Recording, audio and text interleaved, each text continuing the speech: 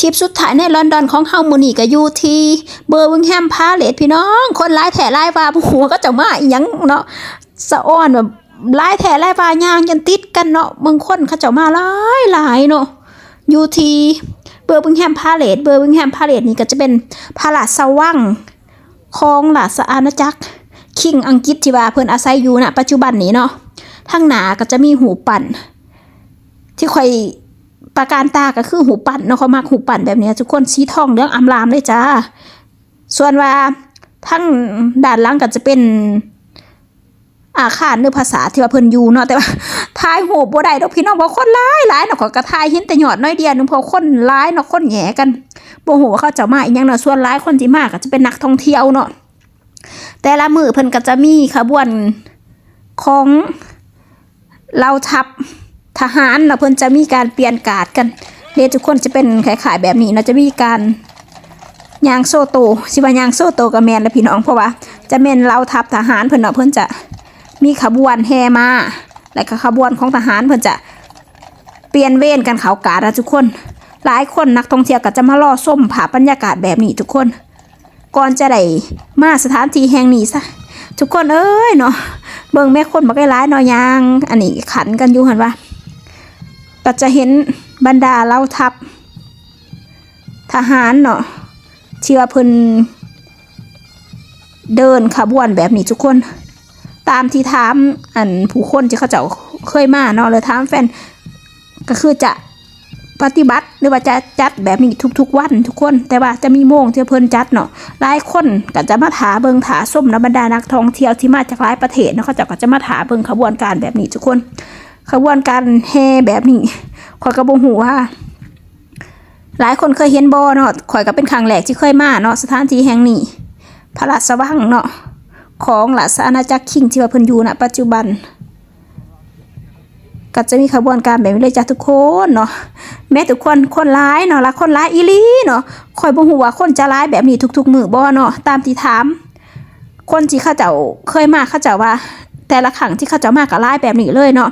บางเทื่อเนาะเขาเจ้าอาจจะมาถาเบิงถาส้มบางเทื่อคิงเพิ่นก็จะออกมาแบบเพิ่นจะไปปฏิบัติภาระหน้าที่ของเพิ่นเนาะคิงเพิ่นก็จะออกมาแต่เพิ่นจะขี่รถผ่านสิหลายคนก็มาเลาะเบิ่งเนาะข้างๆกับปราสาทก็จะมีสวนสาธารณะทุกคนในสวนสาธารณะนี่ก็จะมีสัตว์นานาชนิดเลยจ้าก็จะเห็นผู้คนสองฝากทางเนาะเขาเจ้าถ่ายรูปเบิ่งหลายคนเขาเจ้าก็มาเนาะเพื่อจุดประสงค์นี่เลยทุกคนเพื่อมาเบิ่งการ์ดเขาเจ้าเปลี่ยนยามเปลี่ยนเวรเนาะข่อยก็บ่ฮู้อีหยังหลายดอกเกี่ยวกับราชวงศ์อังกฤษเนาะแต่ว่าก็เพิ่งเคยมาครั้งแรกทุกคนเพิ่งเคยเห็นเนาะขบวนการแบบนี้นะทุกคนเราทัพทหารเพิ่นก็จะเป่าแก่บ่หรือว่าอีสังทุกคนข่อยก็บ่ฮู้เนาะ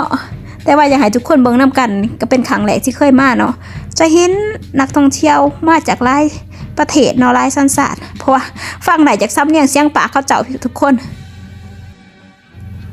บริเวณเดินนี่ก็คือกว้างแห้งเนาะพี่น้องก่อนที่ว่าเพิ่นจะเดินขบวนแบบนี้เพิ่นก็จะมีอันการ์ดหรือว่าตำรวจบอกทุกคนเขาจะเป็น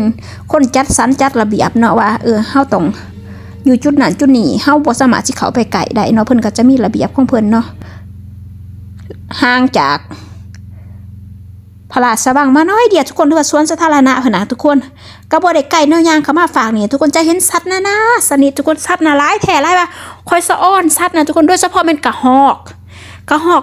หลายแท้หลายว่าทุกคนกระหอกนกห่านเนาะแม่คันคืออยู่บ้านเฮานี่กระหอกข่อยอย่าแม่นบ่รอดเนาะแต่ว่าอยู่นี่นะหลายแห้งทุกคน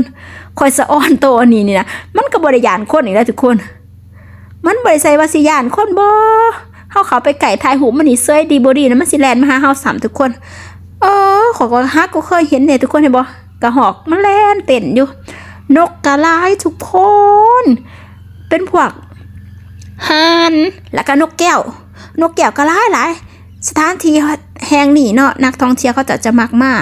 เพราะบ่แปลกที่เขาจะมักมานะทุกคนเพราะว่ามันมีสวนสาธารณะข้างๆนี่เนาะจะมีนกแก้วมีนกนั่นนกนี่สำหรับสายที่ว่ามักถ่ายรูปทุกคนบ่ควรพลาดเลยจ้าเนาะนกแก้วนกกังแก่นกย่างบ่ทุกคนนกขาวๆนะทุกคนที่จะนกแก้วหลายแห้งนกแก้วนะทุกคนเบิ่งแม่น่ะนักท่องเที่ยว เขาเจ้ากับพากันมาลินแบบนี้ทุกคนเห็นบ่มันเป็นตาสั่งก็ทุกคนบ้านเฮาก็จะเป็นตาแพงแต่ถ้าติดว่าเป็นตาสั่งก็เป็นตาสั่งนะทุกคนแต่มันเป็นตาแพงแบบขอบ่แปลกที่เห็นคนมาหลายเนาะที่แท้เขาจะมาเบิ่งอันนี้เนาะเบิ่งสัตว์เลี้ยงก็เป็นอีหยังที่ประการตาพี่น้องค่อยว่าเสียดายแต่เขาบ่มีเวลาหลายทุกคนในการที่ว่าใช้ชีวิตอยู่กับพวกสัตว์พวกนกพวกนี้นะทุกคนเพราะว่ามันถึงเวลาที่เฮาจะต้องกลับบ้านแล้วจ้าเพราะว่านั่งรถเมล์มาทุกคนนั่งรถเมล์มาจากนิวคาสเซิลมาลอนดอนใส่เวลาก็ประมาณ8 ชั่วโมงบ่ได้ทุกคนรถไฟบ่เดินนะทุกคนรถไฟเขาจะบ่แล่นเนาะก็เลยได้นั่งรถเมล์มาจ้าก็คือมีเวลาน้อยเดียวจ้าทุกคนถ้ามีเวลาหลายๆก็ใส่เวลาอยู่กับสัตว์นี่คนสะอ้อนก็ฮอกบ่แล้วก็ยังบ่แล่อยู่พี่น้องก็ฮอกนะสะอ้อนแท้สะอ้อนมาเนาะกับสะอ้อนนกแก้วนกแก้วถ้าบ้านเฮาเนาะเขาจะจับมาฝึกมันเนาะมันก็สามารถปากได้นะนกแก้วแต่ว่าบ่ฮู้ว่านกแก้วบ้านเขาถือว่าธรรมดาทุกคนมีห่านมีหงส์มีนกโอ้ยสะอ้อนบ่แม่นสะอ้อนแบบเขาเจ้าบ่ขาบ่กินบ่แกล้งจังซั่นทุกคนบ้านเฮาขยันบ่เหลือคลิปนี้ก็ฝากไว้สำนี้แล้วจ้าทุกคนไปก่อนบ๊ายบายเสียได้แต่เวลามันหน่อยเกินไปเนาะขอใส่เวลาอยู่กับนกกับหนูนี่แหละค่ะซึ่งว่าเขามีเวลาหลายทุกคนไปก่อนจ้าขอบใจหลายๆทุกคนที่เบิ่งคลิปนี้มาจนจบ